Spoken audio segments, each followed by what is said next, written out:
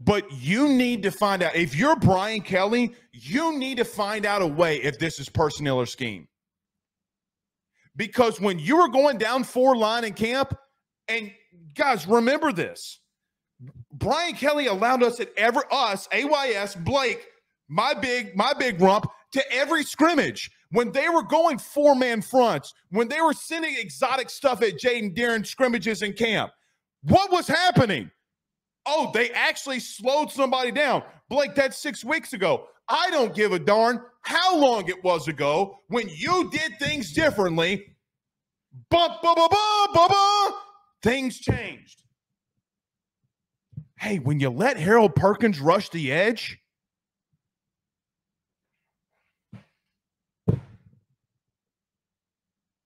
like I called 1-800-ASK-ELON. 1-800-ASK-ELON.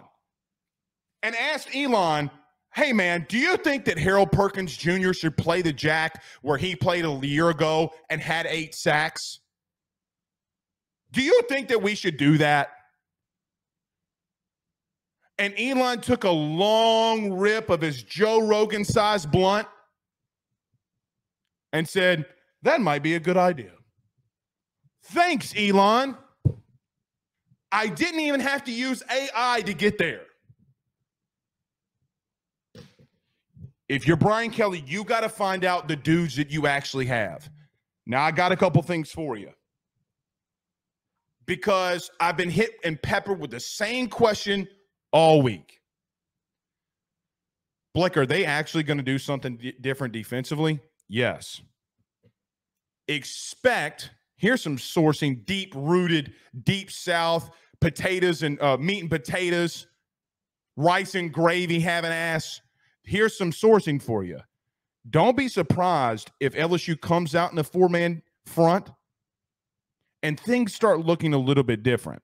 One thing about Brian Kelly that we've learned in a short 16-game span, or more than that, but like 14, we're 5. Okay, so 19-game span.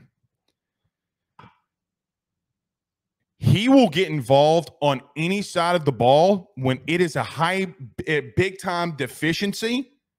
Special teams a year ago. Guys, you muffed the opening 2 punts against Florida State. Jack Besh had one hit off his helmet on the opening kickoff against Tennessee. You had no chance of winning that game after that. Wait, they didn't do another one? And then special teams for LSU all year has been pretty impressive. Oh, because your head coach started running it? High caliber, high experience coaches. Saban, Dabo to some extreme, you know, he still has Jesus power. I will even give Lincoln some of this because of what he does offensively. Sometimes on special teams, if things have gone around and wrong, you've seen him step in and go in press conferences and talk about that. Even Jimbo, Sark is doing that right now at Texas. High caliber coaches get involved when things are going bad. Harbaugh, Kirby. Guys, remember when Kirby called the timeout because he saw something on special teams during the playoffs against Ohio State? And the truth is that timeout saved him. And that's probably a big reason why they won the Natty a year ago. You got to get involved if you're Brian Kelly. Expect more Harold Perkins on the edge. All this coverage mumbo jumbo. I'm not saying he's not going into coverage. Guys, he's the worst player in the SEC and covering passes beyond the line of beyond 10 yards or more. He's the worst. He's like rated, I think, like 14%. You know why? Because Von Miller does not go out in coverage. Newsflash. Oh, Blake, what does Von Miller do go so good since it's a high comparison to him? He rushes the passer like a normal human being. We just all want to have a good glass of bourbon in the state of Louisiana and watch Harold Perkins come off the edge. That's it. The problem for LSU this weekend, though, no matter what they change, no matter what they do up front, that DB room is still a problem. It's still a problem. So when I look at Missouri and I look at them offensively, They can't stop defensively. They cannot stop a nosebleed with a tampon. They can't do it because that secondary let Vandy and Kenny Sills start smacking that ass. What's up, honey? Smack. How you doing, sweetheart? Smack. What you think Jaden and them could do? I'm not worried about that. Offensively, guys, I told you all preseason, I will continue to say it now. I think that they could be the top 3 offensive unit in this league because of what they have out wide. Everybody likes talking about Luther.